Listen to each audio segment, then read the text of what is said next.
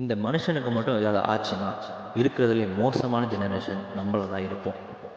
எனக்கு தெரிஞ்ச பசங்க அவ்வளோ பேர் நீட் எழுதுனாங்க. நல்லா எழுதுனாங்க. பசங்க வந்து 1 வருஷம் ட்ராப் எடுத்து படிச்சு வேற எழுதுனாங்க. திடீர்னு எவனோ ஒருத்தன் லீக் பண்ணுவான்னா, திருப்பி உட்காந்து அதுக்கு முன்னாடி செலவு பண்ணி அதே கோச்சிங் கிளாஸ் போய் படிச்சு திருப்பி எழுதணுமா? அதுக்கு காசு வந்து என்ன என்டிஏவோட ஃபாதரா வந்து குடுப்பான்?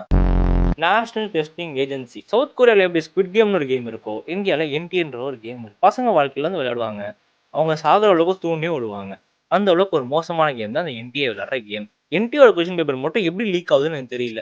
இது மிலிட்டரிலாம் வந்து நிப்பாங்களா, ஆனா லீக் போட்டா ஆகுமா? எப்படி? என்டிஏ வந்து கவர்மெண்ட்டோட ஒரு பிரிவு.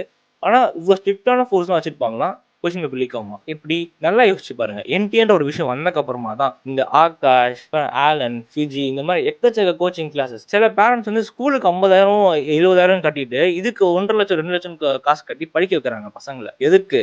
உங்க மைண்ட் செட்ட மாத்திட்டாங்க. 12th மார்க் முக்கியம் இல்ல. ஜேஇ மார்க், நீட் மார்க் தான் உன் பையனுக்கு முக்கியன்ற ஒரு மைண்ட் செட்ட அவங்க எல்லாரும் கொண்டு வரணும்னு ஆசைப்பட்டாங்க. கொண்டு வந்துட்டாங்க. கொண்டு வந்துட்டாங்களா? ஹண்ட்ரட்ஸ் ஆஃப் க்ரோர்ஸ்ல இருக்க இந்த பிசினஸ் அடுத்து தௌசண்ட்ஸ் லேக்ஸ் ஆஃப் க்ரோர்ஸ் கொண்டு போற ஒரு பெரிய பிசினஸா மாத்தணும். அடுத்து என்ன பண்ணலாம்? இன்னும் நிறைய இந்த பிசினஸ் டெவலப் பண்ணணும். ஹானஸ்டா சொல்றேன். என்டி இது வரைக்கும் வச்சதுல 80%க்கும் மேல நிறைய வாட்டி ரீ எக்ஸாம்லாம் கண்டக்ட் பண்ணிருக்காங்க. எதுக்கு? நீ ஒரே எக்ஸாம்ல பாஸ் பண்ணிட்டு போயிருவியா?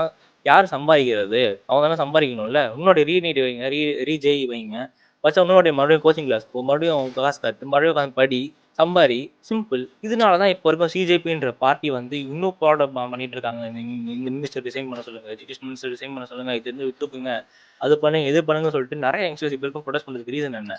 இதுதான். ஏன் 12th மார்க் யூஸ்லெஸ்ஸா மாத்துறாங்க? 12th மார்க் ஒழுங்கா கரெக்ட் பண்றாங்களா? அவங்க எழுதின ஆன்சர் ஸ்கிரிப்ட் எத்தனை பசங்க ஸ்கேன் ரிப்போர்ட் வாங்குறாங்க? வாங்கி எத்தனை பசங்க ரீவேல்யூஷன் போட்டாங்க? நிறைய பேர். அதுல ஒரு பையன் கேட்கறான், என்ன கரெக்ஷன் பண்ணிருக்காங்க? கேவலமா பண்ணி வச்சிருக்காங்க கரெக்ஷன் சொல்லிட்டு அந்த பையன் கழுவி கழுவி ஊத்துறான். இதெல்லாம் எதுக்கு? பிசினஸ். எஜுகேஷன்றது ஒரு பிசினஸ் தான். இதெல்லாம் நமக்கு தெரிஞ்சிருச்சு. ஆனா அது எப்படி ஒரு பில்லியன் டாலர் பிசினஸ் மாத்தலாம்னு சொல்லிட்டு நம்ம கவர்மெண்ட் யோசிச்சுட்டு இருக்காங்க. சரி ப்ரோ, நீட் இல்லாம எப்படி ப்ரோ எம்பிபிஎஸ் சீட் வாங்குறது? அதான் நீட் இல்லாம சீட் கேட்டா 1,50,00,000 கோடி 2 கோடி கட்டணுமா? நீட்டோட போனா கம்மி ஃபீஸ்ல போயிடலாம். சிம்பிள். அவ்வளவுதாங்க பிசினஸ். Comments are open. நம்ம ஒப்பீனியன் தாராளமாக ஷேர் பண்ணலாம். சோனம் சார் ஸ்டூடெண்ட்ஸ்க்காக அவர் ஹெல்த்து கூட கேர் பண்ணாமல் அங்கே போராடிக்கிட்டு இருக்காரு. உங்களை அங்கே போய் போராட நான் சொல்லலை, but at least raise your voice for him.